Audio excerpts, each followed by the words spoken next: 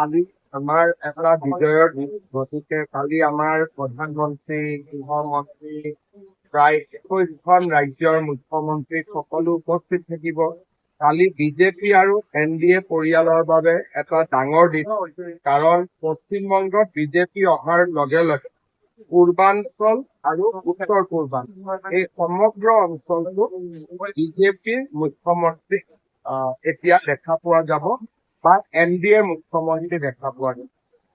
ঝাৰখণ্ডক বাদ দিলে পূৰ্বাঞ্চল আৰু উত্তৰ পূৰ্বাঞ্চলৰ প্ৰতিখন ৰাজ্য এতিয়া বিজেপি বা NDA শাসনৰ অধীনলৈ আহিছে। দুই এটা হিংসাত্মক ঘটনাও সংঘটিত হৈছে। পশ্চিমবংগত ঘটনা ঘটি আছে, কিন্তু মই ভাবো যে আমাৰ দলৰ চৰকাৰে যেতিয়া কালিৰ পৰা দায়িত্ব ল'ব, কালিৰ পিছতে সম্পূৰ্ণ শান্তি শৃংখলা উভতি আহিব, তাত মোৰ কোনো সন্দেহ যোৱাটো এটা টান কাম। মই যোৱা কেইবাটাও ইণ্টাৰভিউত কৈছো যে 1.5 কোটি 2 কোটি মানুহক পঠিয়াই দিয়াটো সম্ভৱ নহয়, কিন্তু পশ্চিমবংগত যেতিয়াৰ পৰা ফেন্সিং হ'ব, আমাৰ সীমান্তখন সম্পূৰ্ণৰূপে সুৰক্ষিত হ'ব বা আমি সীমান্তটো বন্ধ কৰিব পাৰিম। নতুন অহা মানুহখিনি বন্ধ হ'ব। তাৰ পিছত আমি ভিতৰত থকা মানুহ কিমান খেদিব পাৰো সেইটো এটা দ্বিতীয় কথা।